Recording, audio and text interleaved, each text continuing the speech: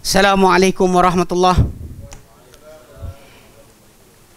Bismillahirrahmanirrahim. Alhamdulillahirabbil alamin. Nahmaduhu wa nasta'inuhu wa nastaghfiruh. Wa na'udzu billahi min syururi anfusina wa min sayyiati a'malina. May yahdihillahu fala mudhillalah wa may yudlilhu fala hadiyalah. Asyhadu an la ilaha illallah wahdahu la syarikalah wa asyhadu anna Muhammadan abduhu wa rasuluh. Allahumma salli ala Muhammad wa ala ali Muhammad kama sallaita ala Ibrahim wa ala ali Ibrahim wa barik ala Muhammad wa ala ali Muhammad kama barakta ala Ibrahim wa ala ali Ibrahim fil alamin innaka Hamidum Majid. Rabbi shrah li sadri wa yassir li amri wahlul 'uqdatam min lisani yafqahu qawli, amma ba'd. Alhamdulillah, kita bersyukur kepada Allah Subhanahu wa taala kerana dapat kita berkumpul lagi.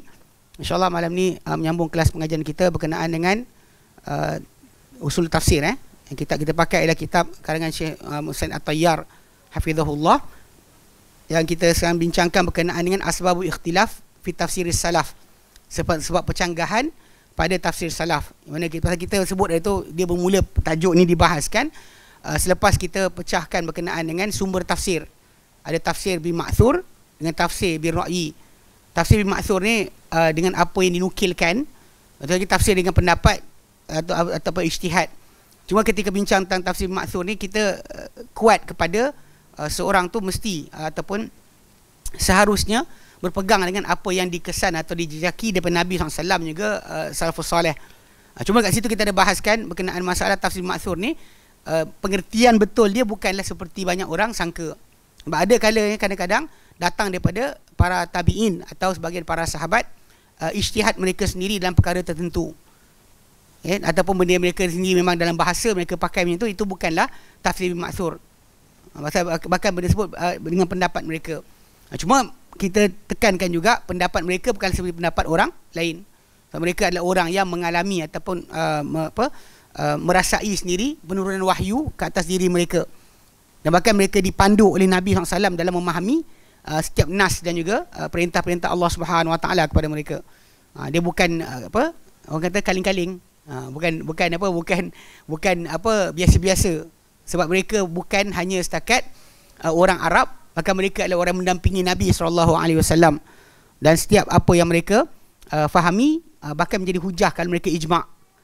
Dari situ yang kita bahaskan kenapa ada percanggahan. Sebab bila kita kata ada kesepakatan mereka untuk memahami sebarang ayat atau perkataan, kenapa ada percanggahan? So kat situ kita mula bahaskan. Kita kata pertama, sebab percanggahan ni ada kembali pada dua perkara. Pertama, tahap pemahaman ahli tafsir itu sendiri.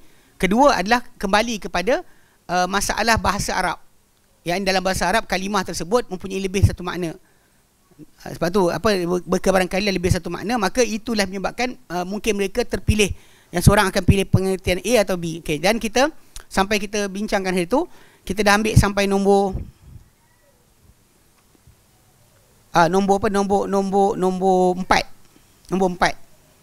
Yang pertama kita kata isytirak. Maksud dalam bahasa Arab kalimah tersebut mempunyai perkongsian penggunaan menurut Arab pakai. Dan kita kata perkongsian penggunaan tadi kadang-kadang dia berlawanan, tapi dalam ayat mungkin kadang tak beri kesan apa-apa. Macam asa tu kan, datang atau pergi tak ada masalah. Malam datang atau malam pergi, dua-dua adalah benda besar yang hebat. Okay, kemudian ada yang dia mempunyai banyak maksud, tapi tak ada bertentangan dan juga percanggahan, tapi setiap maksud tadi berbeza. Contoh macam atik dalam surah dalam surah Al-Hajj 29, atik tu ada maksud atik difahami dengan terbebas. Baitul Atik, rumah yang bebas daripada sebarang penguasaan orang-orang yang zalim. Kemudian atik juga kata rumah yang usang. Maksudnya dia adalah rumah yang pertama yang dibina untuk pengabdian diri kepada Allah Ta'ala di muka bumi. Okay, jadi pada sebab itu memang percanggahan timbul, tapi so kalau ada separuh ambil A atau B, maksud tadi, tapi boleh dipakai sekali. Cuma yang ketiga, jadi kita kata bila ada maksud bercanggahan tapi dalam ayat tadi tak boleh. Kalau kita pilih satu lagi tak boleh maksud. Contoh macam ayat 233, ayat 228 surah Al-Baqarah, wal mutallaqat yatarabbasna bi anfusihinna thalathata quru. Dan wanita yang diceraikan, mereka menanti diri mereka tak boleh kahwin selama 3 kali quru. Apa quru tadi? Satu maksud dia adalah suci, satu maksud dia adalah haid. So kalau kita kata haid tak boleh masuk suci, kalau kita kata suci tak boleh masuk haid. Itu kita kata. Tapi dalam masalah ni adalah kerana kalimah tadi dipakai dalam bahasa Arab dengan lebih satu makna. Okey. Kedua, dia kata kerana percanggahan masalah dhamir yang balik dalam ayat. Dia macam ayat surah apa? Surah Al-Insyiqaq ayat ke-6 kan. Allah nyatakan ya ayyuhal insan innaka kadihun ila rabbika kadaham famulaqih. Wahai insan, kalian bersusah penat kepada Tuhan kalian, satu susah penat, letih penat, dan kalian akan bertemu dengan nya tu apa? Nya tu Allah atau nya letih penat yang kamu buat. Dua-dua ada dalil. Okey. Kemudian dia kata dalam surah Al-Adiyat pun sama juga. Innahu ala dzalika la syahid, kan, manusia ni di atas diri dia atau dia Allah Taala ke atas manusia tu benar-benar menyaksikan. Dua-dua boleh patah balik. Okey. Bentuk kedua dia kata dalam masalah ni adalah dhamir tu, dua dhamir dalam satu ayat yang boleh maksud dengan salah satu di antara pengertian. Balik pada benda berbeza, tapi ahli tafsir tadi akan interpret mana dhamir ini balik pada siapa, dhamir balik pada siapa. Contoh yang dia berikan itu adalah surah Fatir ayat ke-10. Ilaihi, kepada Allah Ta'ala, yas'adul kalimut thayyibu, naik kalimat thayyib, wal amalus salihu yarfa'uhu, dan amal soleh dia mengangkatnya. Dia tu siapa? Yang diangkat tu siapa? Kat situ ada percanggahan pemilihan lah. Yang pertama kata dhamir tu, yang pertama zahir hak tu adalah amal soleh tu, kalimat tayyib, amal soleh tu mengangkat kalimat tayyib. Dia kata kalimat tayyib. Kemudian yang kedua dhamir mustatir tu, yang yarfa'u tu, dikatakan fa'il kembali kepada Allah Taala. Dia yang angkat akan amal soleh kepada dirinya. Allah Taala berkesudian untuk terima amal yang kita buat. Tapi okey, dan berkali-kali juga yang ketiga adalah kalimat tayyib tu yang mengangkat amal soleh. Sebab kita balik pada pengertian kalimat tayyib, la ilaha illallah, tanpa la ilaha illallah tidak akan ada amal soleh kita diterima. So basically dekat situ cuma masalah dhamir tu balik pada siapa. Okay, ini yang kedua. Yang ketiga kita kata ada hazaf dalam ayat seperti surah An-Nisa 127. Ini yang kita bincang minggu lepas lah. Yang mana tentang tajuk pernikahan, orang yang menjadi wali kepada anak yatim. Anak yatim tu dia boleh kahwin, dan anak yatim tu dialah wali anak yatim tersebut. Ini berlaku bila macam kedudukan Ali bin Abi Talib dengan Fatimah binti Muhammadin. Dia bila Nabi wafat kan, waris Nabi SAW Fatimah dan juga dia sendiri adalah waris Nabi SAW. Sebab dia adalah anak bapa saudara Nabi. Sebapa seibu, dia kandung. Dia lebih kuat berbanding Abbas. Abbas bapa saudara Nabi, sebapa lain ibu. Sebapa tapi lain ibu. Yang kandung lebih kuat. So Ali lebih kuat dalam masalah nak mewarisi harta Nabi tau sebenarnya. Jadi kat situ yang kita panggil kedudukan Ali dengan Fatimah lah. Katakanlah Fatimah masih lagi kecil dan sebagainya, maka Ali lah wali dia. Dan sama-sama Ali boleh kahwin dengan dia.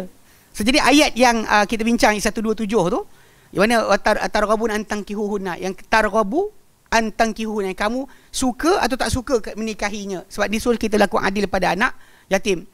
Jangan kita kerana nakkan harta dia, kalau kita nak kahwin dengan dia, kita jadikan mahar dia tak cukup, kita macam sekaligus terus sekali penjagaan, angkat nikah saja pun tak apa kot, dah lama dah bela. So kita akan bagi alasan macam tu. Ataupun kalau tak suka kahwin pasal takut harta pergi ke tempat lain, kita beri sekat, jangan bagi dia kahwin. So jadi targhabun, sebab kalimat targhabu tu atau raghiba yarghabu, dia kalau tambah fi suka, kalau an tak suka. Contoh saya kata raghib tu fil qahwah, saya suka kopi. Atau raghib tu an qahwah, saya tak suka kopi. Raghibah raghibah fi atau raghibah an. Jadi dalam contoh kita ambil tu, dia ada hazaf. Ada hazaf. So tak tahu apa jadi pada hazaf tadi maksud A atau B, dan dua-dua diriwayatkan daripada salafus soleh.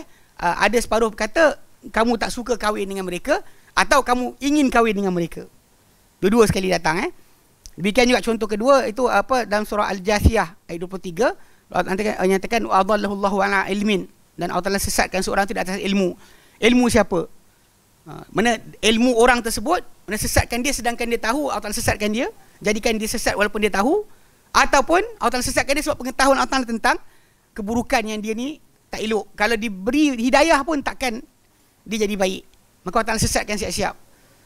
Dia tak ada yang silap. Pada kita mungkin kita boleh kata kalau beri peluang mungkin. Itu pada kita. Pada manusia ni boleh ada salah silap. Allah Ta'ala ilmunya takkan ada kesalahan dan kesilapan.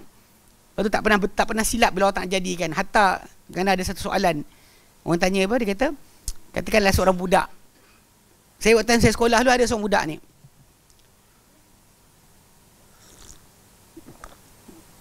Dia Hindu ke sekejap? Kristian ke Hindu? Saya tak ingat. Rasanya Hindu. Okey. Dia duduk tepi jalan, satu hari orang mabuk langgar mati. Umur dia ketika dilanggar tu 17 tahun kot.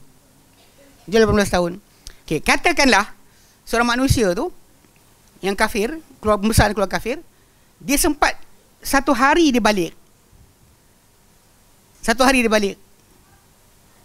Kemudian kena langgar dengan kereta mati. Okey, soalan. Ke mana dia pergi? Neraka, syurga? Benda ni banyak orang takut nak jawab. Dan sebab dia macam diberikan satu hari je. Sebab kalau ikut dalam Quran Karim, memang jelas Allah nyatakan dalam ayat 161 suratul Baqarah. Innal ladzina kafaru wa matu wa hum kuffar. Ini orang yang kafir dan mati dalam keadaan kafir. Ulaika alaihim la'natullahi wal malaikati wan nasi ajma'in. Khalidina fiha la yakhafuna hadza wa lahum yunzarun. Ini ayat yang sangat berat lah. Saya ingat dulu waktu time kapal Sing mati kot. Ada orang kita kata kesian lah apa benda dan sebagainya kan. Accident. Saya kata tak ada. Ikut Quran dia mati kafir. Dia dilaknat oleh Allah Subhanahu Wa Taala. Satu word yang kadang-kadang orang kata Islam ni ekstrim sangat. Sebenarnya cerita ni para sahabat Nabi macam Amr bin As, bapa dia siapa? Al-As bin Wa'il. Khalid bin Walid, bapa dia siapa? Al-Walid bin Mughirah. Ni ketua orang Quraisy yang tentang Nabi SAW. Ikrimah bin Abi Jahal. Ni orang yang masuk Islam tau di kalangan para sahabat. Agak-agak diorang tak ada terasa ke bila ayat Quran datang tentang bapa-bapa mereka? Lepas tu adakah Nabi tak jaga hati mereka? Soalan. Nampak tak? Ni benda kadang-kadang orang lupa. Dalam sejarah para sahabat Nabi SAW, mereka ada sebagai mereka ni anak-anak orang Quran turun tentang bapa-bapa mereka. Tapi tak ada pun dekat situ Nabi macam jangan baca ayat ni, nanti kan dia terasa. Jangan baca ini, nanti dia terasa. Saya tak boleh. Pasal benda ni pilihan Allah Ta'ala, bukan pilihan kita. Untuk kita akan cakap lah untuk dakwah dan sebagainya, patut jangan cerita ayat ni. Problem ni. Jadi satu hari dia balik, lepas tu mati. Gimana? Satu hari dia balik, lepas tu dia mati. Gimana orang ni? Neraka lah. Kenapa takut cakap? Takut kan? Soalan pasal ada pakcik 60 tahun lepas tu masuk Islam. Orang kata macam pakcik tu ada peluang banyak, so dia masuk Islam. Yang ni budak ni satu hari je dia pergi tepi jalan, mabuk langgar mati. Katakan hari tu lah dia balik kan, baru pagi tadi mimpi kan, dia jadi lelaki, tengok perempuan ada, rasa lepas tu accident ke langgar. Lagi mana? Nampak berat kan? Orang kata nak cakap dia masuk neraka. Lah kalau dia mati sebelum balik, kita faham lah. Ni balik satu hari kemudian mati. Susah nak jawab, tapi sebenarnya jawapannya adalah masuk neraka lah. Sebab kat sini tajuk dia adalah jangan sekali-kali anda menyangka bahawa Allah Subhanahu Wa Taala tak tahu apa yang patut, apa yang tidak. Tak? Allah tak tahu apa yang patut, apa yang tidak. Manakala Allah tak bagi dia hidayah, bukan maksud Allah Ta'ala terlepas pandang kepada orang tersebut. Sebab apa? Sebab sepatutnya dia dapat hidayah, tapi tak dapat hidayah, maka dia mati kafir lah. Tak ada siapa yang silap alamat dipanggil. Bagi Allah Ta'ala semua benda adalah benar. Keputusan Allah Ta'ala adalah maha adil. Maha adil, maha benar. Bukannya macam disangka oleh sebagian orang. Dia kata kalau lah bagi masa lagi mungkin. Itu otak kita. Faham Okay, so jadi kalau kita faham itu macam ayat tadi kan, ayat yang Jasiyah tu, Allah Ta'ala sesatkan di atas ilmu. Maksud Allah Ta'ala jadikan sesat kerana memang terang-terangan dia akan sesat dan dia langgar perintah Allah Ta'ala, atau B, dia Allah Ta'ala sesatkan dia sebab pengetahuan Allah Ta'ala dia takkan dapat hidayah, takkan follow hidayah langsung. Mana satu kan? Mana dua-dua tu ada dalil. Dua-dua ada rujukan daripada Al-Quran Karim dan Sunnah Nabi SAW. Jazakallah khair. Ini bukan balang. Ni balang. Ni balang. Ni balang betul. Biasa-biasa dia orang apa minum air mangkuk kan. Ni air balang. Ambil kau.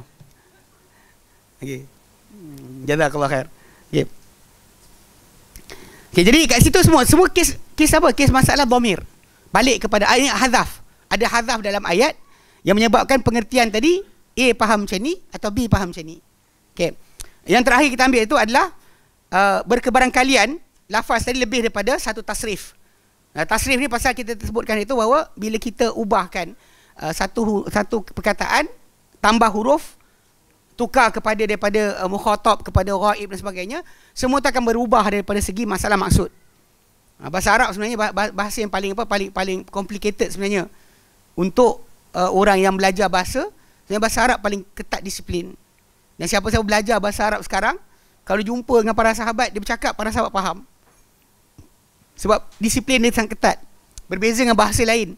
Kalau belajar bahasa Inggeris sekarang awak bercakap dengan orang 1000 tahun lepas, diorang tak faham. Sebab orang zaman dulu dah kata you, tau. Kalau your, ti. Kalau buka ni dalam Bible, kalau saya bukan ajar baca Bible pula, ni kan marah pula orang. Okey. Dalam Bible kan King James version, cara cakap tu macam Shakespeare punya karangan. Dia tak you, tau. Tau, tau, you. Tau tu is you. Ti, tai, yo. Pasal ada ayat macam Ahmad Didat. Saya teringat ni sebab ceramah Ahmad Didat kan ketika debat, kan bila disebut tentang Isa AS buat sebarang benda ajaib, dia kata in thy name, dalam nama engkau, ya Allah aku buat benda ni. In thy name. Thy name tu maksud dia bukan your name. So kalau kita jumpa dengan Shakespeare ke, siapa yang 1000 tahun lepas cakap, dia tak faham. Dia orang cakap kita tak faham. Tapi bahasa Arab tak macam tu. So tasrif ni memang kalau kita belajar sorof kan, belajar bahasa Arab, awak tahu hujung kalimah, bunyi depan ke belakang ke depan, itu grammar, satu part daripada bahasa Arab. Tapi part yang lain banyak orang lari adalah part tasrif, sorof. Ilmu sorof. Yang anda kena faham bila tukar, bila saya cakap lain, dia cakap lain, mereka cakap lain. Itu kau cakap. Kan kalau dia cakap kepadanya lain. Dia tak boleh sama. Sebab tu bahasa Arab ni dia jadi meaning atau maksud setiap kalimah tadi sangat ketat. Tak ada siapa boleh tak faham. Kecuali orang tak belajar lah. Tak belajar dia tak faham. Lepas tu dia kata saya tak faham lah ayat ni. Memang awak tak belajar. Kau belajar dan awak memang orang Arab, awak faham lah.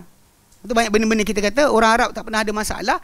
Zaman kita ni kan sibuk bahaskan apa inilah itu dan sebagainya. Sedangkan bahasa Arab ni orang Arab tak pernah kecoh pun tajuk tadi.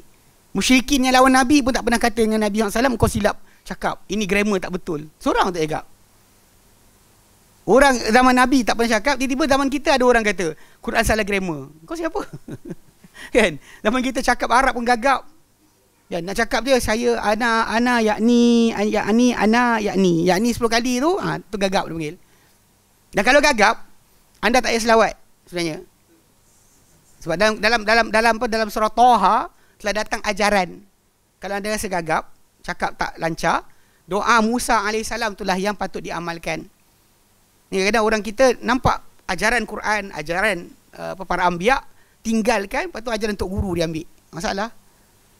Kan? Dia jelaskan Musa AS. Bukalah semua kitab tafsir. Dikatakan bahawa mulut dia cakap macam pelat. Ada kata kerana ni, ada kerana tu, ada kata dia termakan bara. Dari kecil Firaun test. Tengok dia ni cerdik tak cerdik. Ada emas dengan bara. So ketika nak pegang emas, ditepis tangan dia oleh Jibril, terpegang bara, makan. Maka pelatlah dia. Ala kulli hal, memang Musa AS berdoa kepada Allah Ta'ala. Kan dia minta apa?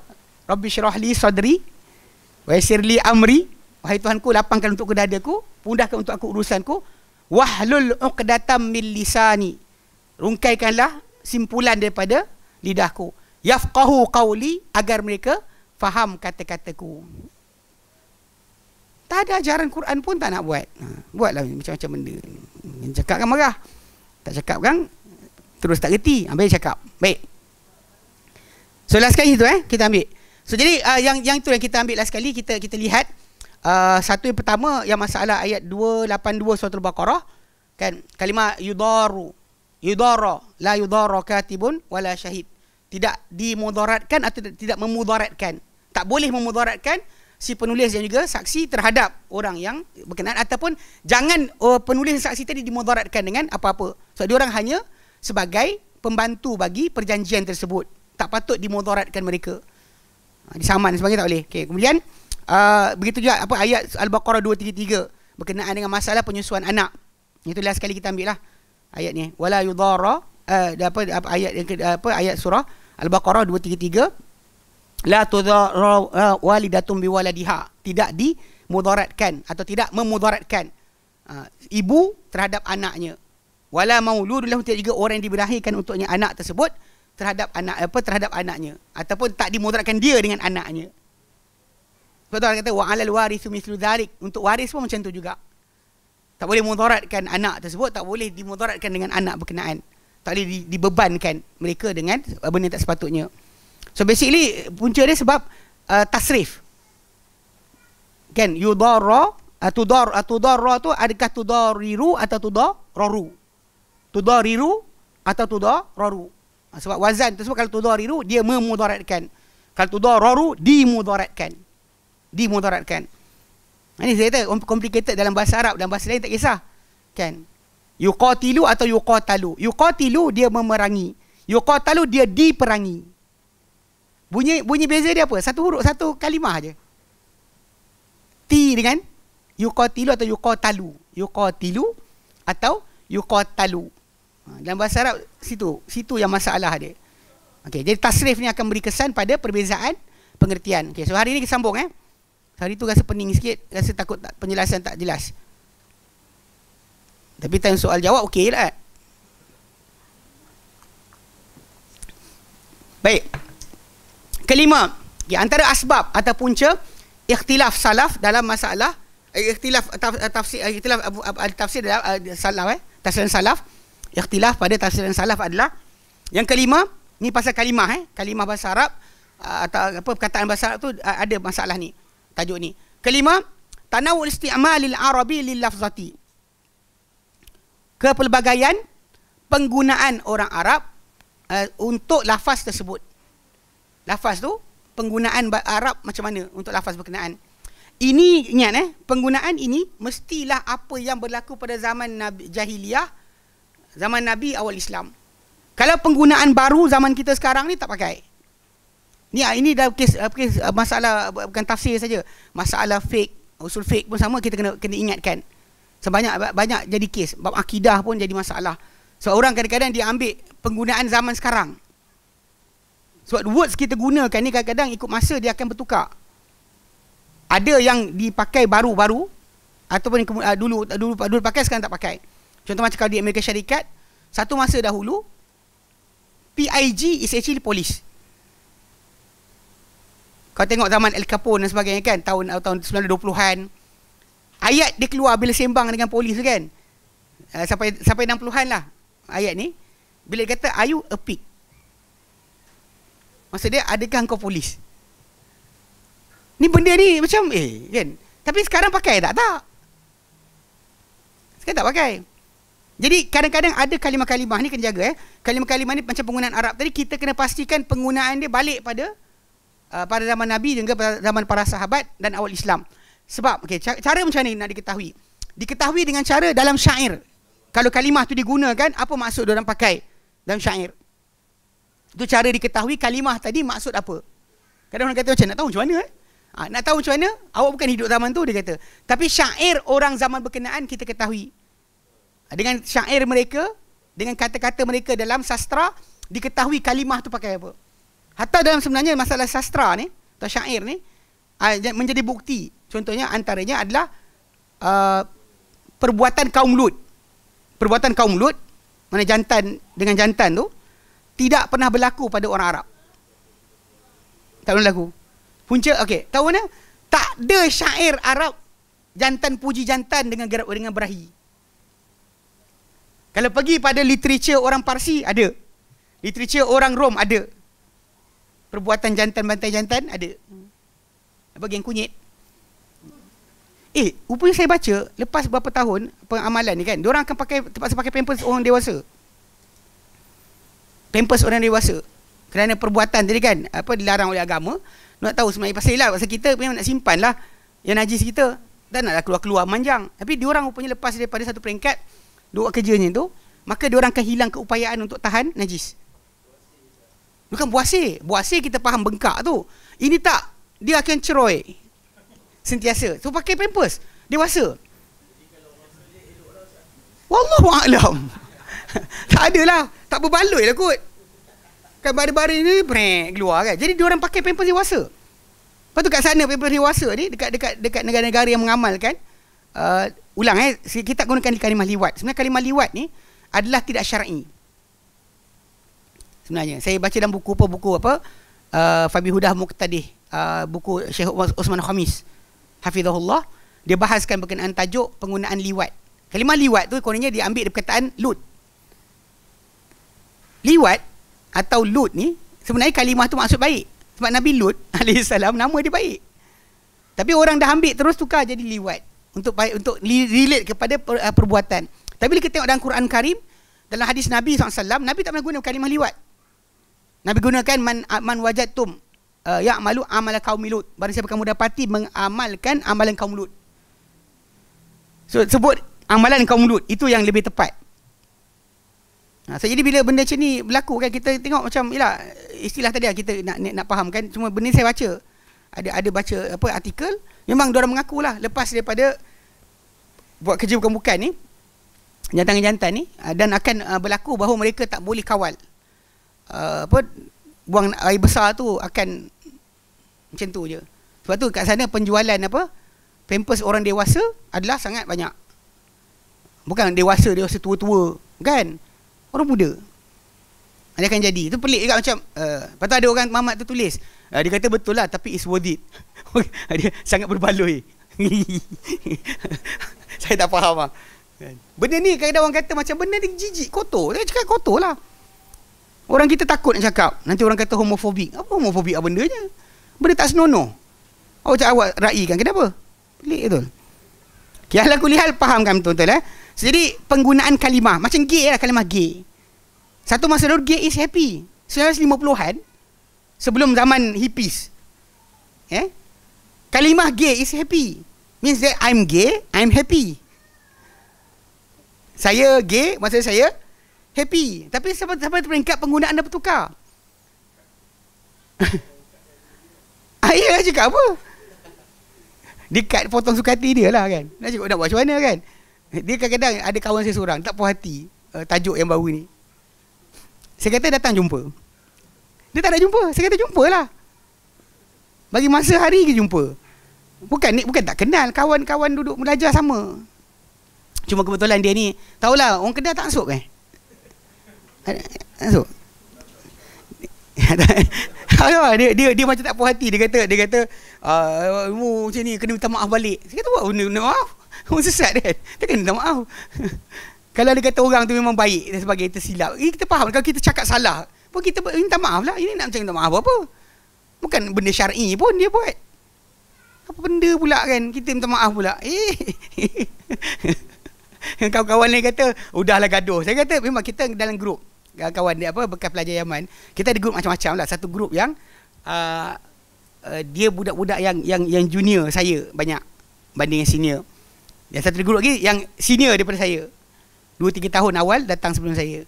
Sedang grup yang tu kita orang tak ada bahas bukan tak nak bahas lah. Saya pun tak share pun video saya kat situ. Tak buat gila hantar video sendiri. Siapa sewel kan? Tengoklah saya video saya. Actually ada sekali tu Abu Talha duk tanya pasal soalan, ada orang buat video, saya share balik kes zikir kalimah Allah sahaja. Ada yang tak share balik dekat grup tu. Yang tu yang saya share. Kalau tidak tak adalah gatal ini tengok ceramah saya, tak ada siapa nak buat yang tu. Kan? Angkat bagus sendiri lah tu. Tapi dan cerita ada seorang share. Share jadi kawan ni marah. Tapi masalahnya bila saya PM dia direct sembang, dia tak nak lawan kat situ. Dia sibuk geger dekat dalam grup tengah. Dia cari kokok ada siapa tolong sokong dia. Saya biarkanlah. Tak layan lah. Saya kata nak sembang kat sini. Sebab saya kata kalau saya buka dengan cerita ni, memang saya akan jadi hina. Dia akan jadi hina, tok guru dia pun hina juga. Saya kata baik tak usah. Nak sembang betul jumpa dia depan. Karut kan? Pelik betul. Sebab betul potong ni, potong lah, tak ada masalah. Saya ingat Ustaz Fasal dah kena. Siapa? Ustaz Asri pun ada orang buat kena tu. Dia ngajar kitab dia ganti kelas saya dekat Yayasan Taklim. Kelas kita Iqna. Tajuk masalah tayamum. Ada geng tu kerat sikit je. Lepas tu dia post. Kata Ustaz Asri halalkan Wahabi halalkan darah. Kerana bermarian mazhab. Sebab kes sebenarnya tajuk tu dalam kitab Abu Jairimi Al-Khatib, semua kitab-kitab lah. Dia sebut berkenaan masalah kalau sekiranya air untuk tayamum tu ada. Tapi orang tersebut dia tak perlu air tu, tapi dia tak nak bagi kat kita. Kita dahaga, kita nak minum, dia tak nak bagi. Apa patut kita buat? Tengok saja tak? Boleh gaduh. Sebab dia cerita masalah ni ulama mazhab Syafi'i sebut. Bukan Ustaz Asri reka. Cuma orang potong tang situ, lepas tu hantar. Tu masalah jugalah. Dalam perkara ni kena buat macam tu juga. Jangan tak amanah dalam potong-potong. Potong-potong penuh. Boleh potong lah. Nak dengar ceramah mengarut 1 jam setengah buat apa. Kita cut lah bahagian benda yang dia cakap mengarut tu. Dah lah. Sibuk lagi nak sampai semua apa. Okay. Ala kulli hal. Okay. Jadi balik pada asas tadi. Penggunaan kalimah. Gay ke. Macam gila. Satu masa dulu gila tu gila lah. Tak waras. Tapi zaman kita gila tu masalah apa? Melampau. Sedap gila. Sedap gila kan? Sakit gila kan? Tambah lagi teruk, tambah babi. Sakit gila babi. Dia jadi macam melampau-lampau gila kan? Sangat melampau. Dia macam tahap sakit. Sakit lah. Sakit gila babi. Lagi dahsyat. Allah lagi. Tapi macam tu dalam bahasa Arab. Ni kena jaga-jaga sikit. Jadi penggunaan bahasa Arab tadi bila kata istimal al-Arabi lil lafzati bagi lafaz berkenaan, mesti apa yang dulu, bukan apa yang baru jadi sekarang. Ni disiplin kadang orang tak jaga bab ni. Dia buka-buka kamus munjid dan sebagainya, dia terus bantai. Kata tengok kat kamus ni kata apa. Sedangkan kita bawa kamus yang untuk kita rujuk mesti awal lagi. Yang dia punya reference untuk kalimah tadi either syair atau Al-Quran ataupun hadis Nabi SAW. Untuk tahu penggunaan tadi zaman dulu pakai ke tidak. Syair sastra is actually memang menjadi rujukan dalam pengetahuan. Tapi macam dalam masyarakat kita, sebahagian umat Islam ni, dia lupa berkenaan dengan era mana, zaman mana patut diambil syair sebagai rujukan untuk pemahaman kalimah. Sebab kadang-kadang dia lajak sampai zaman sekarang pun dia ambil. Penyair zaman sekarang punya tak boleh. Dia mesti zaman awal jahiliah sebelum Islam, zaman awal Islam. Yang ketika mana bahasa belum lagi rosak. Bila berlaku kahwin campur orang Arab dengan bukan Arab, berlaku penggunaan bahasa yang luar biasa tadi. Macam kes gila babi tadi lah. Asal Kuala Lumpur lah pakai kan? Ataupun penggunaan sado. Sado is actually besar bodoh. Betul Tahu tak kalimah besar sado tu actually besar bodoh. Budak-budak ni tahun 80-an akhir 90-an akhir, dia sedap do tu bodoh. Sebenarnya KL lah ni. Sedap do. Sakit do. Do tu bodoh. Betul, besar do. Tu yang besar bodoh. Tu sado tu. Tak tahu Sado tu actually besar bodoh. Tiba-tiba sekarang dia pakai kan. Dah jadi norm. Televisyen pun, sok khabar pun keluar.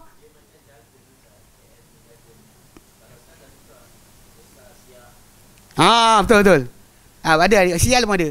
Besar sial, ada siut, lepas tu siut pula, sial siut semua kali. Ini kalimah-kalimah yang kita kata sebenarnya ikut kepada kalau kita nak jadikan reference untuk maksud syair, kisah hang tuah ke, jangan pakai bahasa sekarang. Pakai bahasa sekarang masalah. Macam tu bahasa Arab juga yang sebenarnya. Terutama Al-Quran Karim pun macam tu. Okey. Tanawul istimal al-Arabi li lafzati, kepelbagaian penggunaan Arab untuk lafaz berkenaan. Fi iratil ma'anil qaribati wa ma'anil ba'idati, pada menginginkan makna-makna yang hampir atau makna-makna yang jauh. Okay, dia ada memang kalimah tu datang, ada makna dekat, makna jauh. Okey. Contoh macam bila kita kata makna dekat, harimau is harimau lah. Atau buaya is buaya. Tapi bila kita nak makna jauh, buaya bukan dari Indonesia, bukan harga sekilo kan. Maksud dia buaya apa? Orang yang lelaki yang suka kacau perempuan. Kan yang suka mengorak perempuan kan. Assalamualaikum. Buaya kan. Buaya bagi salam. Jadi, okey. dekat sini kena faham. Maksud dekat, maksud jauh. Atau singa, harimau kan. Harimau. Untuk harimau betul, makna dekat. Makna jauh apa? Orang yang garang. Faham tak? Ini penggunaan. Ni sisi penggunaan. Maksud yang dikatakan dekat dan jauh tadi. So, jadi memang kebagaian dalam menghendaki makna dekat atau makna jauh. Walaupun tajuk asal bila kita al-aslu fil kalam kan, yang asal pada kalam adalah hakikah. Mana apa yang dicakap itu yang sebenarnya. Tapi kalau anda kata ada benda yang mengubah, ni kita bincang dulu majaz kan. Majaz pun sama juga macam tu. Kiasan. Sebenarnya kias, maksud dia yang kalimah betul, maksud ini astagfirullahalazim. Quran kan. Letak handphone tu Quran. Okey. Okey. Saya macam ingatkan kitab biasa. Payah juga kitab Quran dengan kala-kala ni kita ingat Quran. Ada Quran. Okey. Tak, saya terletak atas sini je. Saya macam okey. Baik. So, jadi maksud dia macam kita bincang berkenaan dengan majaz kan. Bila kita kata minta maaf saya lambat, tadi ada ular tengah jalan. Kalau kita tinggal dekat Gumusang, dekat kampung-kampung, biasa ular betul lah. Tapi kalau kita tengah KL, ular. Orang macam ini mesti ada maksud lain. Kan dia start fikir. Benda ni kisah benar. Saya pernah sekali waktu dalam perjalanan daripada rumah pergi ke Yayasan Taklim, on the way dekat jalan tu, jalan LDP tu, dekat orang utama tu, ada ular sawa besar gila. Saya hampir-hampir nak langgar. Dia lintas ni tu.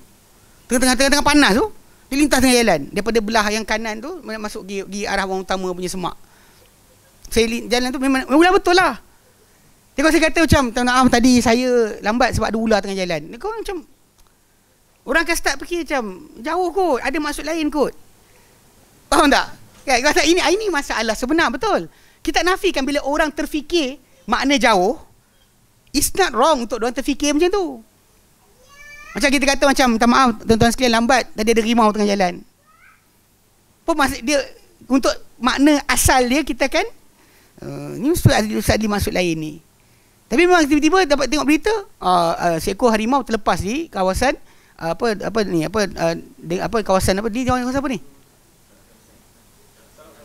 Salak Selatan. Sebuah van lori membawa harimau terlepas terbalik dan harimau tu keluar. Betul bila relate balik, benar harimau betul lah. Jika tidak, orang akan fikir yang the opposite. Cuma ni kita kata majaz pun sama. So masalah kita dengan kalimah Quran tadi, kita nak makna dekat ke makna jauh? Ini membawa kepada masalah perselisihan dalam pilihan. Okey. Dia kata apa?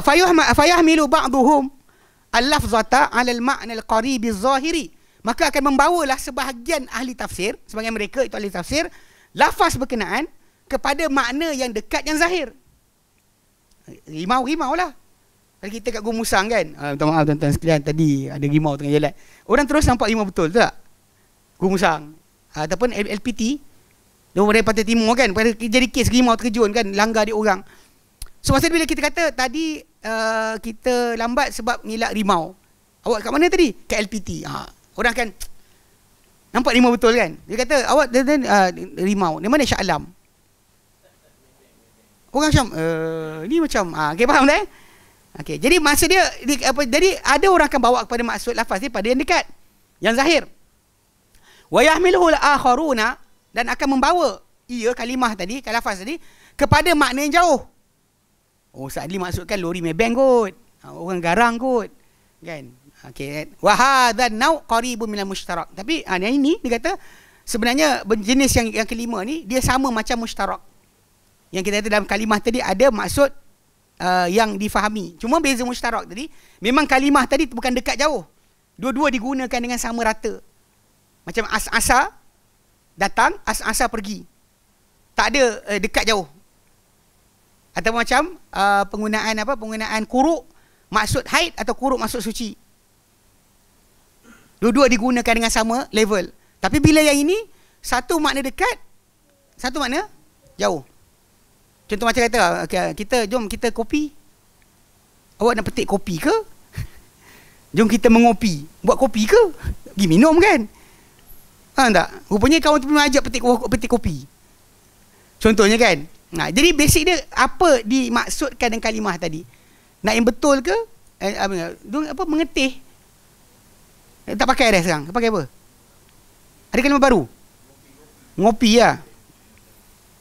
Nah lah. Kalau kita kan orang kata kopi, fotokopi. Kopi kan? Betul lah, ramai orang ada mesin kopi sekarang lah. Semua ada mesin kopi sekarang. Mesin kopi mahal murah aje. Soalan kuliah okay, jadi faham dia okey, beza dengan mustarak apa? Yang mustarak ni dia sama level penggunaan dia untuk A atau B sama. Memang sama rata. Tapi yang ini satu makna zahir, satu makna yang jauh tapi logik. Tapi ingat ulang balik, mesti penggunaan orang Arab pakai. Jika tidak nanti jadi macam takwil-takwil yang geng-geng ahli kalam. Dia takwilkan tangan kepada kuasa, takwilkan mata pada pengawasan. So in the end dia akan larikan daripada yang zahir. Sedangkan Allah Subhanahu Wa Taala pada sudut ini kita ada ruang untuk kita ketahui. Kita cuma tahu ada kalimah tapi tak tahu cara. Bukan kita buang maksud kalimah tadi untuk semata-mata kita kata tak logik untuk Allah Taala benda berkenaan. Logik pakai akal. Sebab Allah Taala tak diliputi oleh akal manusia. So faham Jadi beza dengan mustarak itu je. Yang qarib dengan ba'id ni ikut penggunaan mereka. Macam ain, mata betul lah. Dengan mata apa spy. Atau mata air. Kan? So jadi ikut penggunaan masing-masing. Tapi dalam bahasa Arab tadi, kalau kata benda ni orang Arab pakai, maka kita boleh gunakan. Kita boleh ada kebarangkalian pertelingkahan ataupun perbezaan maksud tadi. Baik, misaluhu qauluhu ta'ala, contoh dia firman Allah SWT dalam surah Mudaththir ayat keempat. Surah Mudaththir keempat ni dia ada 5 ayat yang mula-mula yang turun kedua lepas surah lepas 5 ayat surah Al-Alaq. Kan Nabi ini wahyu kedua Nabi SAW. Ya ayuhal muddaththir, hei orang yang berkelubung. Sebab Nabi SAW lepas daripada dia jumpa Waraqah bin Nawfal, ceritakan apa berlaku kepada baginda dalam Gua Hira. Waraqah bin Nawfal pun clarify, bagi pengesahan yang Nabi Muhammad SAW jumpa tu adalah Jibril, adalah malaikat turun pada Musa AS. So lepas tu Waraqah bin Nawfal janji macam-macam kalau akan tolong Nabi sebagainya, tapi dia tak sempat dia mati. So Nabi mula-mula dapat wahyu itu saja. Itu saja bahagian Nabi dapat 5 ayat surah Al-Alaq. Lepas tu dia putus wahyu. Tempoh yang agak panjang. Cuma yang baru ni orang kata TV Al-Hijrah ke TV Jakim ke benda yang dia buat. Dia ambil riwayat kata Nabi nak bunuh diri daripada atas gunung. Dia riwayat tersebut Balaghat Zuhri. Az-Zuhri, Misha Az-Zuhri, dia kata dia kata Nabi pun sedih. Fahazina huznan syadidan hatta fi ma balaghana. Nabi sedih sampaikan ikut apa sampai pada kami, cuba untuk terjun daripada atas bukit, atas puncak gunung. Jadi kisah tersebut tidak sahih sebab sanad dia dalam kisah tersebut Az-Zuhri tak kata daripada siapa. Dia datang kita ambil kisah tersebut. Katakan inilah di antara kisah yang berlaku. Kerana tak cek balik berkenaan masalah sanad. Sebab dalam Bukhari pun dia ada yang memang dalam teks hadis tadi. Lepas tu ada yang tambahan untuk penjelasan yang bukan dalam teks hadis tersebut. So kena asingkan. Ini contohlah. Jadi secara asasnya Nabi SAW terputus wahyu dan bersedih. Okey, kemudian datang Jibril alaihissalam kepada Nabi SAW ketika Nabi tengah jalan. Kan, datang Jibril terapung di antara langit dan bumi dan sambung datang kepada Nabi dan kata, ya Muhammad, kan engkau adalah utusan Allah Taala. Kemudian Nabi balik rumah ketakutan dan minta supaya dia diselimutkan. So jadi turunlah lepas ketika diselimutkan itulah turunnya ayat 5 ayat berikutnya, iaitu surah Mudaththir, ya ayyuhal muddaththir, hei orang yang berkelubung berselimut, kum fa'anzir, bangunlah dan berilah peringatan, wa rabbaka fakabbir, dan Tuhanmu hendak engkau besarkan, wa thiyabaka fatahhir, pakaianmu hendak kamu sucikan. Ni okey. Jadi kalimah ayat keempat surah Mudaththir tu, wa thiyabaka fatahhir. Minal mufassirina, di kalangan ahli al-tafsir, man fassara thiyaba bil ma'rufil mutabadiri, yang ada yang mentafsirkan kalimah thiyab, pakaian, dalam ayat keempat surah Mudaththir tu dengan yang diketahui yang terus masuk akal bila kita sebut pakaian. kita nampak apa? Pakaian lah. Is the original meaning. Sebut pakaian lah. Ada ahli tafsir pegang macam tu. Wa ruwiya hadza an Ibn Abbasin, dan diriwayatkan pendapat ini atau tafsiran ini daripada Ibn Abbas, wa Tawus bin Kaisan al-Yamani, wa Ibnu Sirin, Muhammad bin Sirin, wa Ibnu Zaid, Abdurrahman bin Zaid bin Aslam. Mana ada di kalangan mereka faham direct. Dan ini sebenarnya dalil yang dipakai dalam masalah sokongan kepada masalah bila kita melakukan ibadat, contoh solat, kita punya pakaian kena bersih. Kan kita ada bersih pakaian, bersih badan, bersih tempat. Tiga-tiga tu kena bersih. Kan suci daripada najas. Badan, pakaian, tempat. Dan bahkan Nabi SAW sendiri kan, dia tanggalkan kasut baginda dalam Sunan Abu Daud. Kerana apa? Kerana pakaian baginda ada najis. Kasut Nabi ada najis. Maka Nabi disuruh untuk tanggalkan. Nabi tanggalkan lah. Para sahabat ikut tanggalkan juga. So memang kena pakai dalam keadaan suci lah. Kalau kata ibadat, dalam solat contohnya, dalam keadaan ada najis, tak sah. Dia ada ibadat yang tak perlukan benda tersebut. Contoh macam bayar zakat. Kalau dia kata orang tu bagi kan, tapi benda tersebut ada kotoran, dia tak jadi tak sah pula. Tak ada kena ambil wuduk dulu. Ni bayar zakat ke? Dah ada wuduk belum? Tak ada. Tak timbul tajuk itu kena faham. Ada ibadat yang perlu taharah, ada ibadat tak perlu taharah. Dan ibadat yang perlukan taharah tu, antaranya ayat ni pakai untuk menetapkan mesti baju tu bersih adalah ayat ni, ayat keempat surah Al-Mudaththir. Okey. Dia kata wa minhum man fassara thiyaba bin nafsi. Namun ada di kalangan mereka yang menafsirkan pakaian tu dengan jiwa. Dengan jiwa diri. Okey. Wa hadzal ma'na ba'idun ghairu mutabadir. Tapi pengertian ini adalah jauh dan tidak segera sampai ke dalam fikiran kita. Bila kita sebut pakaian, nampak jiwa. Sebab kita pakai kat luar, jiwa duduk dalam. So untuk kata pakaian tu maksud jiwa je macam jauh sangatlah. Jauh. Okey. Tapi wa huwa marwiyun an Mujahidin wa Qatadah, dan juga Qatadah. Dia diriwayatkan daripada Mujahid bin Jabr, an Ibn Abbas, dan Qatadah bin Di'amah Sadusi. So dua orang ahli tafsir kata wa thiyabaka fatahhir, jiwamu hendak kamu sucikan. Tapi yang jumhur kata wa thiyabaka fatahhir, pakaian kamu tu nak kamu bersihkan. Baju betul lah. Tak boleh pakai dalam keadaan kotor lah untuk ibadat. Faham sudutnya? So, jadi ada makna zahir yang segera sampai dekat otak. Satu lagi makna yang jauh yang tak sampai dekat otak kita untuk fikir. Kita tenung lama sikit baru nampak. Itu pun tak dekat pun. Pakaian dikatakan jiwa, tak kena tak? Macam jauh lah. Tapi benda ni makna jauh, makna yang tak dekat untuk difahami. Sebab tu kita kata macam kes kita kata mushtarak tadi kan. Tak sama sebab itulah sebab penggunaan tadi jauh. Sedangkan kalau mushtarak tadi, dia memang akan serupa. Penggunaan dia adalah sama. Tak ada sebarang satu jauh satu dekat. Okey, baik. Wa mithalun akhar, contoh lain adalah fi qaulihi ta'ala, pada firman Allah Subhanahu wa taala dalam surah Hud ayat 91. Hud 91 kan, bila Nabi Hud Nabi Hud ke Nabi Soleh? Tak, dalam surah Hud kan dia ada banyak. Mula dengan Nabi Nuh, kemudian Nabi Hud, Nabi Soleh,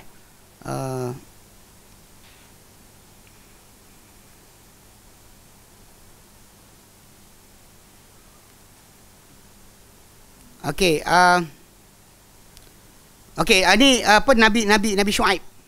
Nabi Syuaib alaihi salatu wassalam. Ayat yang ke surah Hud ayat ke-91. Okey. Perbualan tu adalah perbualan di antara kaum Nabi Syuaib dengan Nabi Syuaib.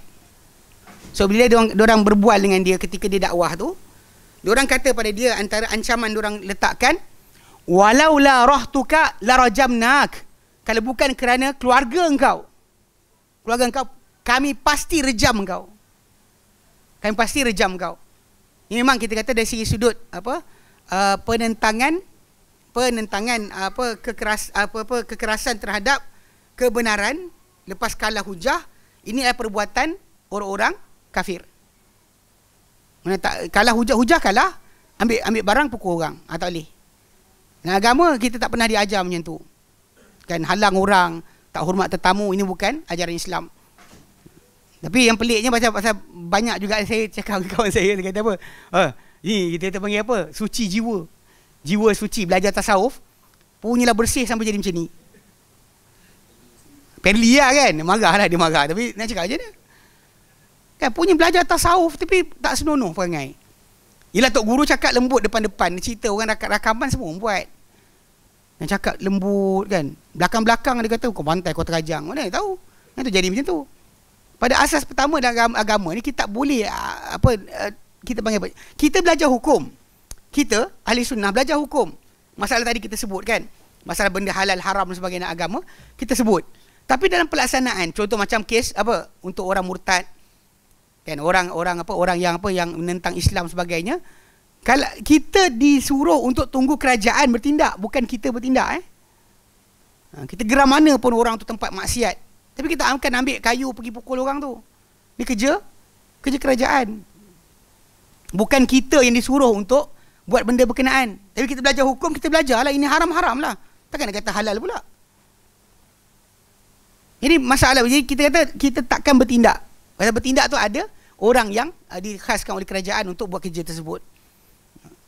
Kalau kerajaan buka kata, jom siapa nak buat kerja sekian, tolong beramai-ramai. Kita keluarlah. Kalau tak ada, kita adalah ambil kayu pergi pukul orang sebagainya. Tak boleh. So ini adalah antara batasan-batasan yang kita kena ingat. Dalam agama ni, kita tak buat kerja macam tu. Kalau semua orang buat kerja kepala masing-masing, kacau bilau lah dunia ni. Orang ni beli pisau potong tangan orang. Orang ni ambil rotan, dan kerajaan tak sebat, dia pergi sebat. Tak boleh. Kan penzina dia tak kan. Tapi kat Indonesia dia orang akan buat. Tapi lain sikit lah. Cuma benda ni dibuat oleh orang tempatan, kawasan. Contoh kalau siapa-siapa didapati apa dia ayat dia? Bukan berkapal. Bersekedudukan kan. Apa ayat dia kalau lelaki perempuan keluar jalan-jalan? Berdating. La ilaha illallah. Lama sangat tak pernah pakai ayat ni. Berdating. Dating lah. Tepi sawah kawasan tu, diorang tangkap, diorang kena bayar beras, bayar sekian, denda terus ke atas pasangan tersebut. Dia tulis tiap signboard. Kalau siapa ditahan akan dikenakan bayaran denda sekian banyak. Dia tempatan lah akan buat. Polis tak campur pun kadang-kadang benda macam ni. Cuma ala kuliah kita balik pada asal, kita tetap umat Islam kita bukan buat kerja sendiri. Tak boleh kita ambil tindakan dengan tak puas hati pun, menyampah gila kita kan dengan orang tu, tapi takkan kita buat tindakan ambil kayu ke, tunjuk perasaan ke, bukan. Itu kan kerja kita. Balik pada asal, kita balik kepada asas ahli sunnah, bukan macam tu cara kita buat.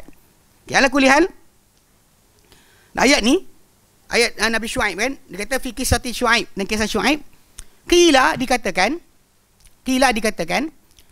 birrajmi, tentang rejam tu. Kaulan ada dua pendapat. Maksud dia ketika Nabi Syuaib berdakwah, ini antara benda yang kita kena ingat. Semua para anbiya diutuskan oleh Allah SWT dalam keturunan yang mulia. Di sisi kaum dia, orang ni mulia. So dia takkan cuit. Macam Nabi Muhammad SAW, atas dasar kedudukan atuk dia, pak saudara dia, diorang tak cuit Nabi hinggalah bapa saudara dia meninggal. Segannya mereka dengan Abu Talib, sampai kali lepas Abu Talib meninggal lah, matilah baru mereka kacau. Before that tak kacau. Ni nak buat apa-apa pada Nabi, dia jumpa Abu Talib minta izin dulu. Ini penghormatan yang ada Allah Ta'ala berikan kepada semua para anbiya, sebenarnya datang daripada keluarga yang mempunyai nasab yang mulia dalam kaum masing-masing. Lepas tu bila kaum Nabi Syuaib kata pada dia, kalau bukan kerana keluarga engkau, kami rejam kau dah, dia kata. Cuma kalimah yang dia nak tunjuk bukan salah keluarga tu, rejam tu. Apa maksud dia? Okey. Qila fil muradi bir rajmi qaulan. Dikatakan tentang yang dikehendaki dengan rejam tu ada dua pendapat. Al-awwalu, yang pertama, la rajamnaka bil hijarati. Kami akan rejam kau dengan batu-batan. Kami akan rejam kau dengan batu-batu. Kalau kau teruskan juga dakwah, kami rejam kau. Ini pendapat pertama. Athani, yang kedua, la rajamnaka bis sabbi wasyatmi. Kami akan rejam kau dengan celaan dan juga makian. Okey. Wal awwalu, yang pertama, yakni rejam dengan batu tu, huwal ma'nal qaribul mutabadiru lidhihni. Dia adalah pengertian yang dekat, yang sebut je nampak dalam kepala. dekat dan juga apa akan datang pada ingatan kita. Bila kita sebut je rejam, kita nampak tu. Tak nampak maksud lain. Qala Ibn Atiyah wa huwa zahir. Berkata Ibn Atiyah, itulah yang zahir. Memang kita panggil apa dalam kisah surah Yasin pun macam tu juga. Kan dia rejam sampai mati kan. 3 rasul dan juga seorang lelaki yang beriman yang ajak mereka untuk jangan lawan para rasul. Kan dia rejam sampai mati. Dan ini pendapat zahir. Wasani, yang kedua tu, wa in kana muhtamalan, sekalipun dia berkebarangkalian, illa annahu ab'adu minal awwali, namun ia lebih jauh banding yang pertama. Maksud dia daripada dua tadi kan. Jadi kalau ada ahli tafsir tadi pilih maksud yang rejam yang dekat tadi, itu satu, ada yang pilih pengertian yang kedua. Tapi pada realitinya memang semua para anbiya menghadapi ancaman dengan zahir, bukan setakat dengan mulut. Mula dengan mulut lah. Kalah hujah, maka angkat senjata, angkat barang, angkat batu, baling. Rejam. Ibrahim AS pun diugut bapa dia untuk direjam. So tak usah pelik pada siapa-siapa yang terlibat dengan dakwah sebagainya, kerana andai kata anda tak diterima, jangan pening kepala. Benda ni adalah sunnatullah atau sunnah yang Allah jadikan kepada para anbiya. Yang pening kepala, jangan harapkan orang bentang kapit merah kan, rakyat datang dengan pengawal, bodyguard. Tak payah. Itu bukan cara dia. Bukan itu cara, itu yang kita kejar. Kan, kalau orang hormati kita, itu bonus. Kalau orang tak hormat kita, tak ada hal. Yang pening kepala, kenapa orang tak hormat? Okay. Dah ada dah tulang duyung tak? Tapi orang menyampah juga. Okay, contohnya baik. Keenam, an yadura hukmun lil ayati bainal ihkami wan naskhi. Bahawa berkitar hukum ayat.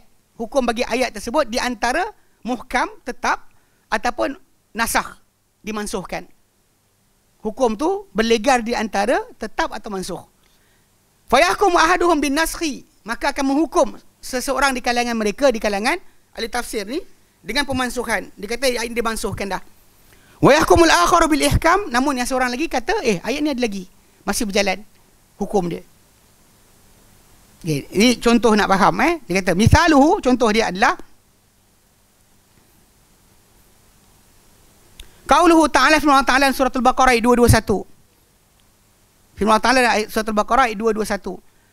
Allah Ta'ala katakan wala tankihul musyrikati hatta yu'min, yang kalian menikahi wanita-wanita musyrik hatta yu'min, sampailah mereka beriman. Kalau kita tak beriman, jangan nikahi mereka. Okey. Surah Al-Baqarah. Okey.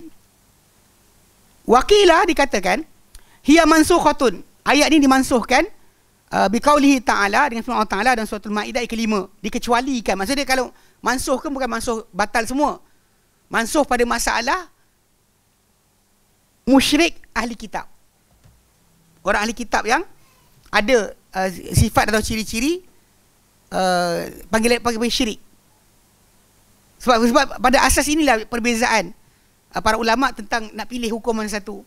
Imam Nawawi rahimahullah bagi dia ayat surah Al-Maidah ke-5 tu tentang boleh untuk nikah dengan wanita muhsanat di kalangan ahli kitab kan. Dia kata dan kila dikatakan ayat Al-Baqarah 21 tu dimansuhkan dengan firman Allah Taala wal muhsanatu minal ladzina utul kitab min qablikum. Mana dia kata al-yauma, pada hari ini Allah Taala kata uhilla lakumut thayyibat, dihalal untuk kamu benda-benda yang baik. Kan? Dia kata kemudian Allah Taala sebut berkenaan dengan wanita-wanita yang beriman dengan kalian dan dihalal untuk kalian wanita-wanita ahli kitab.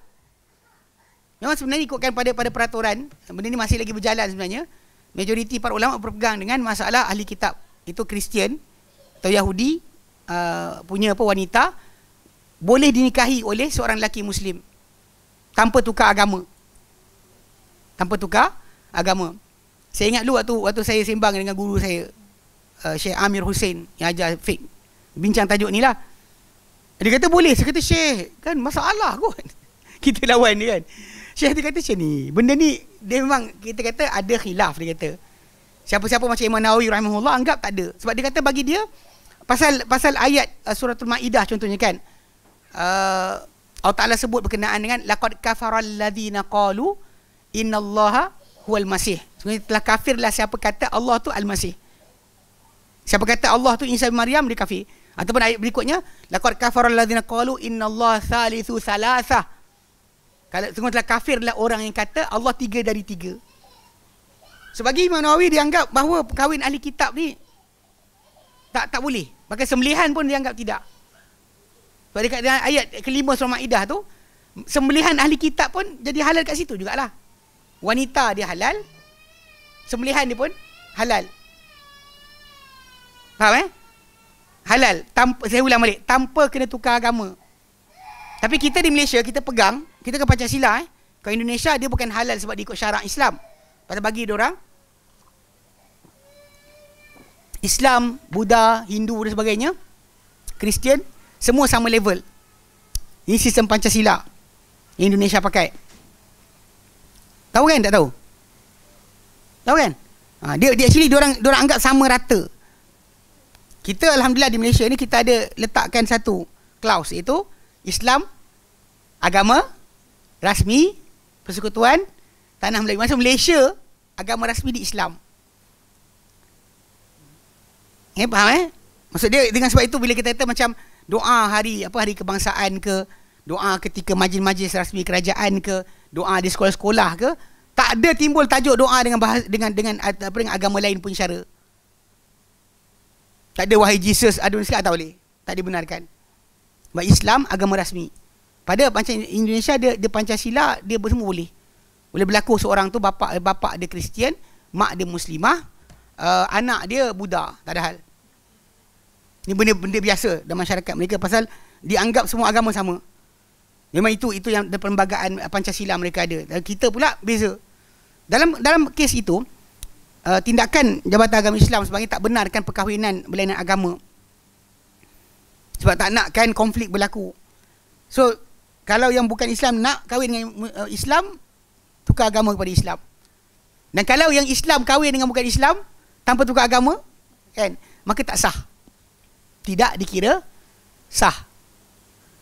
Ikut perlembagaan, bahkan ikut kepada dia punya undang-undang sivil pun tak sah. Tak boleh sah takkan disahkan. Faham okey, jadi dekat sini tajuk dia sebab kenapa? Sebab benda ni nak menjaga jadi kalau anda kata okey, macam mana Malaysia boleh ambil hukum tadi sedangkan ayat Quran surah Maidah kata halal. Kata halal wanita-wanita yang diberikan kitab sebelum kamu halal untuk dinikahi. So ambil mana yang kita dan Islam dan Malaysia ni buat? Sebenarnya apa yang dibuat oleh kerajaan Malaysia diambil daripada perbuatan Umar bin Khattab radhiyallahu anhu ketika beliau memerintah lepas jatuh kerajaan Parsi kepada jajahan Islam. Umar ada keluarkan arahan melarang para sahabat ataupun mujahidin yang pergi takluk Parsi kahwin dengan perempuan Parsi. Sebab dia tak nak, dia ada alasan banyak lah. Antara alasan dia, kalau korang semua kahwin Parsi, siapa nak kahwin dengan perempuan Arab? Parsi lain, Parsi kan rambut dia lurus, mata biru, mata hijau. Yang Arab ni dia genteng-genteng sikit, mata hitam, mata coklat itu. Jadi geng-geng ni ada yang separuh pergi takluk Parsi, semua nak kahwin perempuan Parsi. So Umar pernah keluarkan arahan, tak benarkan. Cuma kita panggil apa pendapat Umar tadi, itu yang kita kata dia bukan lawan Al-Quran, tapi dia lihat pada maslahah yang berlaku pada zaman tersebut.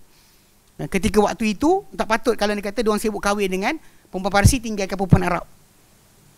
Bahkan daripada situlah sebenarnya berlakulah beberapa orang yang kahwin Parsi. Antaranya anak Abu Bakar, Muhammad bin Abi Bakr, kemudian Husain bin Ali bin Abi Talib. Beberapa orang yang kahwin. Maka dari situlah macam Husain, daripada Husain bin Ali bin Abi Talib radhiyallahu anhu, dialah yang daripada keturunan dia lah keluar yang Syiah punya nasab yang diorang agung-agungkan. Sedangkan dia ada bini daripada Arab, tapi orang tak ambil jadi imam. Hasan bin Ali kahwin dengan Arab, pun diorang tak tengok sebagai imam. Kenapa dia ambil pada Husain punya keturunan? Sebab Husain kahwin dengan anak perempuan Raja Parsi. Dari 3 orang anak perempuan tinggal dalam istana, seorang dikahwini oleh Husain, seorang dikahwini oleh Muhammad bin Abi Bakr, seorang lagi tak ingat, saya lupa. dikahwini oleh juga oleh para sahabat. So dari situ yang masalah nasab tadi diorang angkat dan tinggikan sebenarnya. So ala kulli hal, kata-kata Umar tadi melarang kahwin, benda dia tu bukan mengharamkan yang halal. Tapi disadul zara'i, menyekat kerosakan lebih besar. So basically kalau kat Malaysia kalau orang tanya kenapa kan tak boleh kahwin tu kan, sebab kerana ini adalah peraturan yang kita dipilih oleh kerajaan Malaysia untuk menyekat kerosakan lagi besar, pergaduhan kaum dan sebagainya.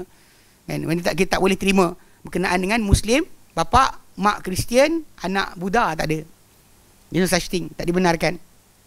Sebenarnya akan menambahkan masalah sebenarnya.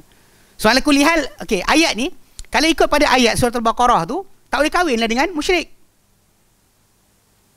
Tak boleh kahwin yang kafir, tak boleh kahwin. Tapi kalau dalam ayat surah Al-Maidah ke-5 tu, boleh pula daripada yang musyrik kan, boleh kita kecualikan hukum untuk ahli kitab. Tapi muhsanat muhsanat ni maksud dia yang menjaga kehormatan, bukan yang pakai baju tak cukup. Banyak orang Islam kita ni yang pergi Eropah lah, barat kan, cari bini macam baju tak cukup dia ambil jadi bini. Itu salah. Yang betulnya adalah muhsanat.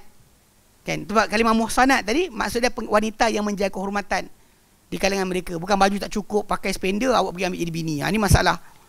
Tapi orang Islam kita banyak kes diorang tadi kan disebut ke arah situ. Dilupa sebenarnya dalam Al-Quran tadi ada limitation. Masalah siapakah yang maksudkan dengan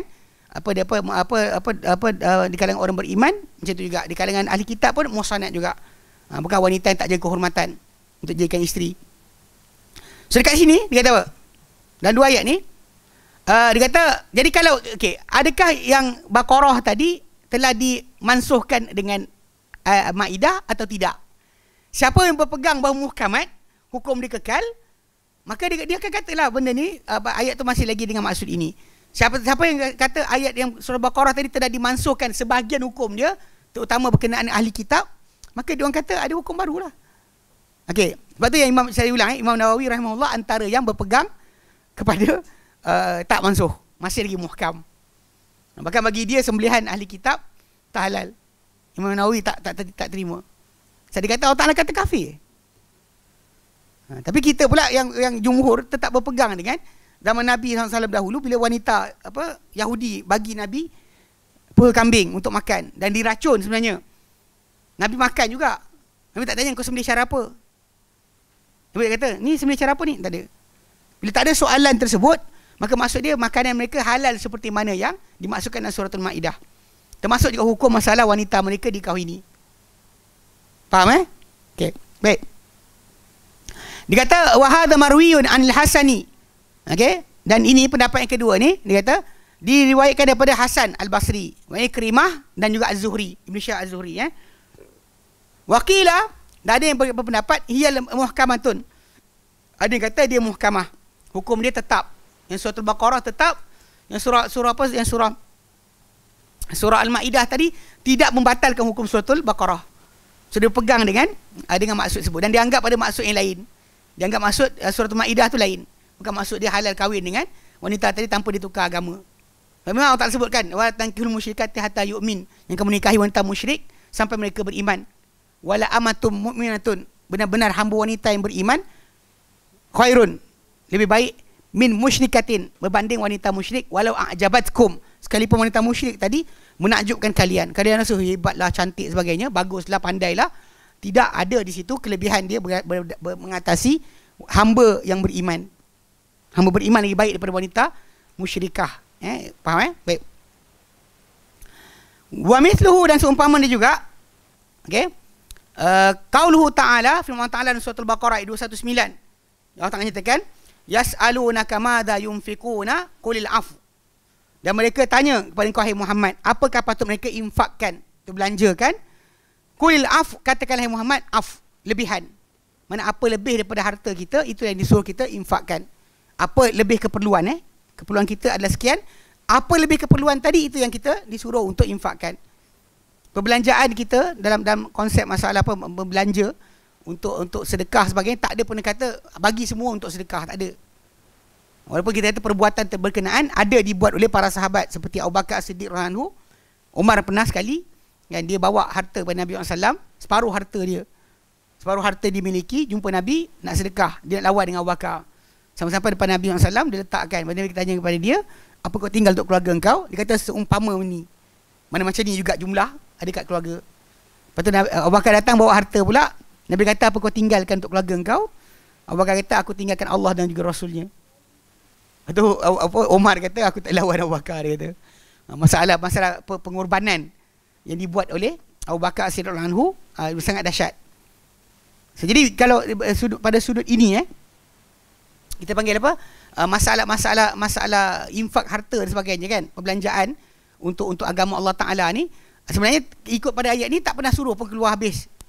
Cuma kat sini soalan ditanya ni seolah-olah macam tajuk zakat tak pernah muncul lagi. Faham tak? Tak pernah muncul lagi tajuk zakat. Kalau zakat kita dah tahu dah berapa yang kita kena keluarkan yang wajib. So kat sini diorang tanya, hai Muhammad kan, yas'alunaka, mereka tanya kau hai Muhammad, madza yunfikun, apakah mereka patut belanjakan? Qulil afu, katakan Muhammad, lebihan. Okey, qila, dikatakan hiya, ayat surah Al-Baqarah 219 ni, mansukhatun bi ayatiz zakah, dimansuhkan dengan ayat zakat. Ayat zakat. Mana ayat zakat datang, maka dah tahulah jumlah berapa kadar yang patut kita belanjakan. Okay, ini pendapat pertama. Wa hadha marwiyun an Suddi. Yang pendapat ini diriwayatkan daripada As-Suddi. Li'annahu yara annahu fardun.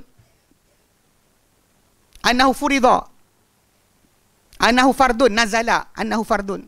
Dan dia melihat bahawa ia adalah fardu. Maksud ayat ni adalah kefarduan. Sikit-sikit kan. Syirik. Kenapa? Sebab dia tak ada peluang untuk diampunkan.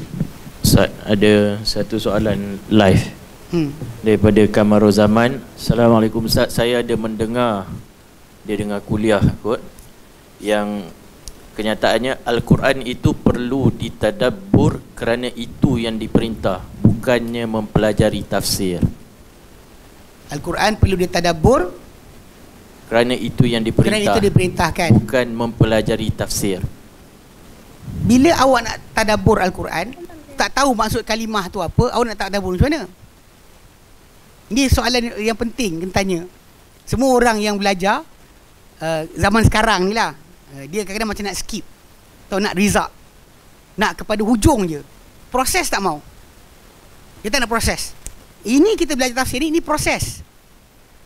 Memahami apa difahami oleh para sahabat, memahami apa yang dikatakan oleh para sahabat tentang kalimah yang kita nak sibuk tadabbur tadi, yang kita nak tengok dalam hidup kita, nak aplikasi di mana. Itu tadabbur. Maksudnya kita praktikkan apa yang kita baca. Itu tadabbur. Atau lebih tepat dia macam ni, Quran turun untuk dibaca, difahami, diamalkan. So, tajuk pengamalan Quran itulah tadabbur. Cuma masalahnya kalau tak faham maksud, awak nak tengok kat mana? Tanpa faham apa maksud ayat tersebut, kalimah berkenaan, awak nak beramal macam mana?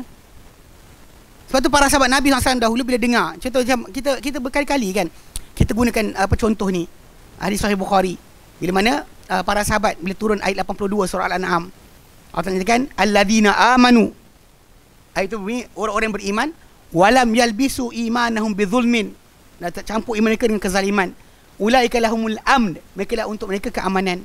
Para sahabat bila dengar ayat ni 82 Al-An'am ni, diorang datang jumpa Nabi melutut. Diorang kata, ya Rasulullah, kami tak mampu ayat ni. Kami tak mampu nak praktik lah, nak tadabbur dah ni, nak gunakan pada kehidupan. Sebab diorang kata, wa ayyuna la yuzlimu nafsah, siapa dengan kami yang tak zalimi diri sendiri. So jadi bila dia cakap macam tu, apa yang diorang faham? Diorang faham dari ayat berkenaan adalah orang yang beriman dan tak campur iman mereka dengan kezaliman, yakni dosa. Bila dia kata siapa dengan kami tidak berdosa, siapa yang kami tidak menzalimi diri sendiri, kan dalam surah Al-A'raf ayat 23 kan Adam dan Hawa berdoa, dia kata apa? Rabbana zalamna anfusana wa illam taghfir lana wa tarhamna lanakunanna minal khasirin, kan? Mereka dua kata, wahai Tuhan kami telah aniaya diri kami sendiri. Zalamna anfusana, maksudnya kami buat dosa. Wa illam taghfir lana, kalau kita ampunkan kami, wa tarhamna, kau belas kasihan kepada kami, lanakunanna minal khasirin, kami pasti jadikan orang yang rugi. So para sahabat faham ayat 82 tadi, orang yang beriman tak campur iman mereka dengan kezaliman, yakni apa? Dosa. Ulaika lahumul amn, mereka lah orang-orang yang untuk mereka keamanan. So kami kalau sebab tu dia kata jumpa Nabi, wa ayyuna la yuzlimu nafsah, siapa dengan kami tak aniaya diri kami sendiri, maksud dia tak buat dosa. Tapi Nabi SAW betulkan balik, ni tak ada boleh ni, diorang orang Arab lebih faham Al-Quran daripada kita. Bila diorang tak faham maksud tadi, diorang jumpa Nabi, dia kata, ya Rasulullah, kan macam mana ni? Tu diorang, bila diorang jumpa Nabi, Nabi kata apa? Laisa kama ta'nun, bukan macam kalian maksudkan, fahami. Kan? Kalian tak dengar ke kata-kata hamba Allah yang soleh? Itu Luqman ayat 13 surah Luqman, dia kata apa? Ya bunayya la tusyrik billah inna syirka la zulmun azim. Wahai anakku, yang kau buat penyekutuan terhadap Allah. Sehingga syirik itu, penyekutuan itu adalah zalim paling besar. Maksud dia Nabi terangkan ayat 82 tadi bukan maksud macam diorang faham. Ini yang kita kata tafsir. Kalau awak tak tahu maksud kalimah tadi, awak tak tadabbur apa benda. Buka terjemahan sahaja, awak tak tahu lagi maksud tersebut betul ke tidak. Macam sering orang dia tadabbur. Tadabbur lah aplikasi marah orang. Kan? Dia kata apa? Al-fitnatu asyaddu min al-qatl. Ni dia yang tadabbur lah ni. Sedangkan fitnah tu adalah kufur, syirik. Macam juga ayat tadi, zalim tu adalah syirik. Maksudnya orang yang untuk mereka keamanan adalah orang yang beriman yang tak campur iman dengan kezaliman, yang kesyirikan. Untuk mereka ni lah, orang-orang ni untuk mereka keamanan. Oh betul. Betul kalau orang tu kata dah tadabbur, awak tadabbur macam mana? Kalau awak tak tahu perkataan tu maksud apa? Ini sudut asal, pasal dia tak nak proses. Sedangkan kita kata dalam konsep konteks ini, dan kalau dia kata dia nakkan, dia kata alasan, kata tak ada masa. Itu bukan betul. Yang dia boleh hadir kelas, bahkan kadang-kadang rakaman pun ada untuk kelas-kelas tafsir. Belajarlah. Kau tak tahu, dia ambil kitab Arab tadi, jumpa ustaz, tanyalah. Ni apa dia kata ustaz? Ni semua nak makan suap. Kan? Semua nak apa dah makan, dah lenyik-lenyik, dah hancur-hancur, telan. Rasa macam ini marah. Ni sedap ni. Inilah sebenarnya kita nak. Awak tak tahu pun sebenarnya apa benda jadi. Last sekali itulah yang saya jumpa, ni reality. Bukan kisah awak. Orang yang saya jumpa tinggal solat sebab datang kelas untuk faham Quran saja. Tak ada bola. Datang kelas ustaz yang hebat, last sekali tak ada solat. Kalau saya boleh share. Nanti ada audio. Nanti, kalau ada masa lah. Tapi kadang tak nak share juga sebab nanti orang kata kita abdi sendiri. Nanti jumpa dengan orang tu, dia actually memang dia ikut kelas-kelas semua ustaz hebat. Tapi nak jadi cerita, isteri dia mati kanser. So dia jadi macam hilang punca, hilang pedoman. Bini dia sangat kuat. Dia ada waktu kat hospital, bini dia ada orang datang nak ruqyah lah benda, dia halau. Bini dia halau yang datang. Sangat kuat. Dia cerita dia sayang bini dia, lepas bini dia meninggal, dia flip. Tinggal solat dan sebagainya. Dia anggap macam dah buat macam-macam, belajar pun Tuhan tak bagi apa-apa. Last sekali dia tinggal solat, kemudian dia ajak anak tak solat. So bila dia ajak anak tak solat tu, saya dapatlah laporan, ada orang cerita kat saya. Saya kata saya takkan nak cari orang ni. Kalau orang jumpakan kita jumpalah. Kalau dia kata tak jumpa, saya nak cari kat mana? Saya cakap macam tu lah kan. Pasal dia kata dia last sekali dia ajak anak tak solat. Jadi ada orang ngadu kat saya. Jadi lepas tu, saya cerita tahun 2017, tahun lepas, ada rakaman ada satu, dia 2 kali saya jumpa. Satu rakaman saya dapat. Saya minta balik pada geng kawan-kawan dia tu, kawan-kawan dia bagi kat saya. Dapat satu. Jadi waktu perbualan tersebut, dirakamkan tahun 2017 tu, saya berbahas dengan dia lah. Tajuk berkenaan masalah apa yang dia sibukkan tentang Quran. Dia bagi dia solat ni tak wujud.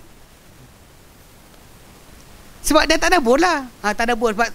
Solat ni sebenarnya fizikal, yang tak perlu, yang penting adalah hati. In the end lah sekali dia tak solat. Berhenti solat. Dia bekas CEO bank apa benda entah.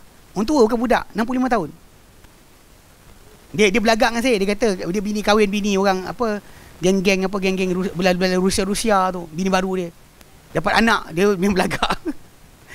Dia macam action. Nak kahwin dengan Melayu payah, dia kata. Orang kata menantu sesat. Jadi saya kahwin dengan orang luar, dia kata. Atau hidup lagi tidak, Allah alam.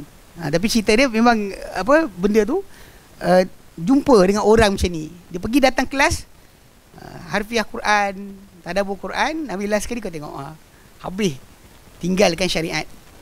Pada lupa sebenarnya masalah kadang-kadang kumpulan ni dia rasakan bahawa dia dengan konon faham tadi kan, dengan mengamati maksud-maksud tadi, dia telah sampai kepada keputusan Al-Quran. Itu sebenarnya masalah dia. Tapi nanti lain kali saya share benda tersebut. Okay, Allah alam. Ada soalan lagi? Tak ada Baik, kita berhenti sini. InsyaAllah kita sambung kemudian. 3 lagi Kita ada 3 lagi sebab-sebab percanggahan atau ikhtilaf salaf dalam tafsir. Baik, wallahu a'lam. Wa sallallahu ala Muhammadin wa sallam, alhamdulillahirabbil alamin. Assalamualaikum warahmatullahi wabarakatuh.